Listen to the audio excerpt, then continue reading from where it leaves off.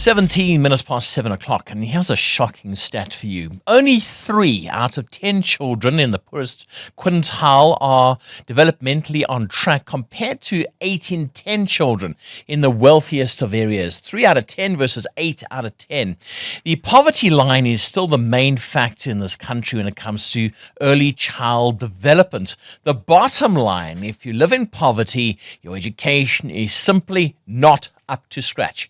Basic Education Minister Saviwe Gwagube has delivered a scathing address at the Banapele 2030 Roadmap Leadership Summit, warning that the country is leaving too many children behind. She says, quote, children in the poorest communities are not seeing quality early childhood development. And she cited this new data stating 3 out of 10 and also 8 out of 10. Those are the differences. So why is the quality of education in certain areas so bad?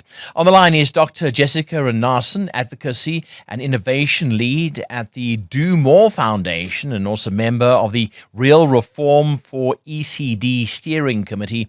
Doctor, hi, good morning. Good to have you on 702. Good morning, and good morning to your listeners. Great to be with you on a Tuesday. Yeah, it's great to have you on because we've got some questions. What's wrong with government schools in poor areas when it comes to early child development? What's going on? I mean, you have to acknowledge, firstly, the history of our country, right? And so we have inequality that goes back not in our generation, not our parents' generation, but 3 or 4 generations back. We had inequality that was staring us in the face and required huge change and reform to happen in 1994. Since 1994, there has been movement towards better quality education, and yet we're still seeing this divide between an inequality between the areas that are well-resourced and supported, your more affluent areas, and our underprivileged, many of them rural areas. Where I think this conversation goes next is what is government up to when it comes to supporting early child development. And so in the last 10 years, something that is significant has been the function shift. So for your listeners' interest, early childhood development used to sit under the Department of Social Development. That meant that social workers would focus particularly on the care and safety of young children. While that is significant, and we do not knock the social work world for a moment for that specific role, it may have neglected the educational component. And so what happened was there was a function shift from DSD to DBE. And this was a huge progressive move for our country because all of a sudden early childhood development was put into an education realm. And in the last week, with the budget being released and then re-released, how dramatic is that? It was indeed. We had 10 billion rand allocated in the 2025 national budget, which is the biggest investment that government has made into early childhood development. Dr. Jessica, I just want to come in here quickly. Okay, so we've got this money coming in, and it's great. I mean, Cyril Ramaphosa yesterday saying we should have done this in 1994, but surely we're looking at the training of teachers. Are we? Does it equate to I'm going to pay you a lot of money, therefore you're a good teacher? I'm not going to pay you anything. You're a bad teacher, and I'm going to send you to a poor area. Is it all about money? No, but money does enable a lot of support and intervention. And what we are hoping is that the 10 billion rand, which is going to ECD subsidies, will support the subsidy from going from 17 rand per child per day to 24 rand per child per day. While it's not the anticipated 45 rand that we had envisaged, we welcome the increase. Of course, it keeps up with inflation and it allows nutritious meals, which we know nutrition is just as significant as teachers. In nutrition, stimulation, parent support, and care. These are 3 critical components to a child's development in these early years.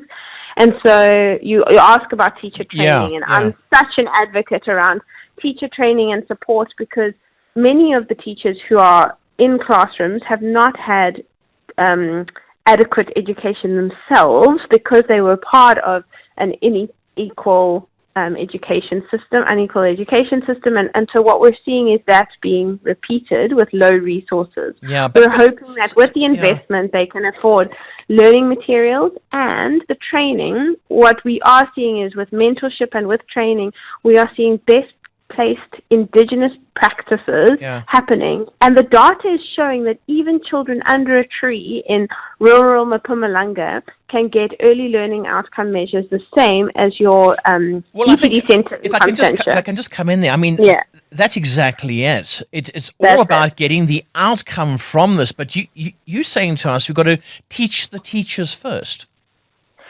I mean, in many ways, that is the reality of our country. Many of the teachers are doing a phenomenal job, and we still need to support because we're not quite there as a country. We need to understand that while these are early childhood development facilitators, many of them didn't finish school themselves. So now we're playing catch up, which is exactly what you're saying. And we're educating and supporting the current generation to grow and thrive with executive functionings now. Cognitive, we want them to think and understand space, understand movement, counting, colors, you name it. We want them to critical reason.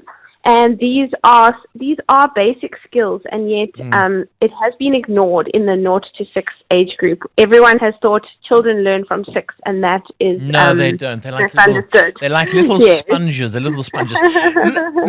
Looking at going back to teachers again. So you're telling me you don't have to have a matric to be a teacher? Sure. In South Africa at this point, you can start an ECD center because of demand, because there are so many children needing a place to be. While in many European countries, the qualification level to open up a preschool is quite high, in South Africa, we are requiring a NQF level 4, which is your matric.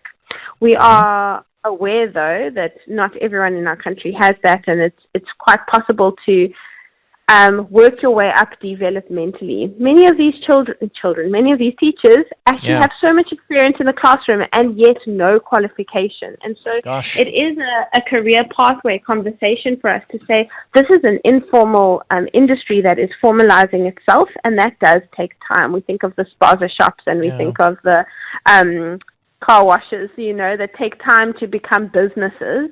We're dealing with a similar situation with our ECD centers where they have been operating, particularly in underserved communities. They have been operating perhaps under subpar compliance, and this opens up a whole can of worms for your listeners around registration. You see, this is the thing as well. What can parents do? Because I'm looking at classes, there are 30, 40 little people in there, and they need individual attention. What can parents do to get around this? I'm in a poor area. I have no money. What can I do? What can I do? I mean, you hit the nail on the head to say that while there's lots of focus at the moment around teachers and schools, and yes, they play an important role in the education of our children, the ownership and the learning that is happening in the home far outweighs the learning in a school, actually, because a parent has 100,000 more interactions with a child over their life than what a teacher would.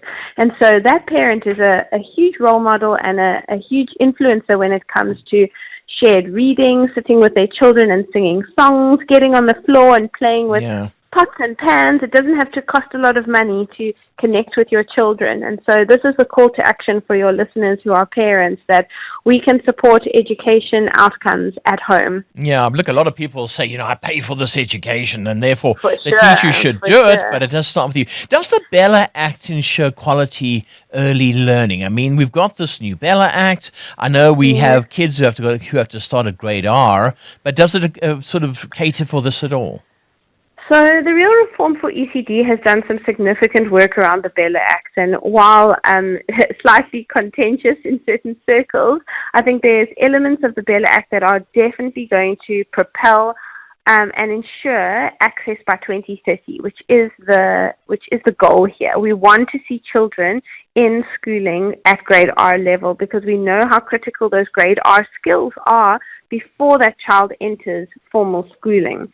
And so I guess the short answer is yes, there will be support for access, and quality we hope will also be supported largely through this DBE influence, right, Yeah. where education is becoming a focal area of the 0 to 6 age group. That's interesting. The minister says by 2030, every child Correct. in South Africa should have access to quality early learning. Do you see Correct. that happening? That's 5 years away. It's 5 years away. Well, to say that in the last week, with the national budget being released and seeing an additional 700,000 children accessing the subsidy, this is showing political will. For the first time in a very long time, we have a tangible example that I can share with your listeners of the government is putting some money behind the plan. So we are optimistic about what is possible, and we need to be realistic to say that this is the time to be bold. This is the time to, as civil society, as parents, to keep talking to your municipal around the IDPs, to keep advocating for school governing bodies to include real parents in real homes, not just political heads where their decisions are not relevant. Yeah, you see, this is the thing. I think that's where the problem is. It's sort of about political heads, and also as well, I'm a little bit skeptical when it comes to throw money at something. We have to have better teachers. Teachers need to have matrics. Teachers need to be more intelligent than the child. In other words, more educated than the child. Reaction, please. 0727021702. Dr. Jessica Ronaase, Advocacy and Innovation Lead at the Do More Foundation and also member of the Real Reform for ECD Steering Committee. Thank you so much for coming on to 702 this morning. Current events, developing stories, tough questions. Your voice making a difference. This is Breakfast with Bongani Bingwa.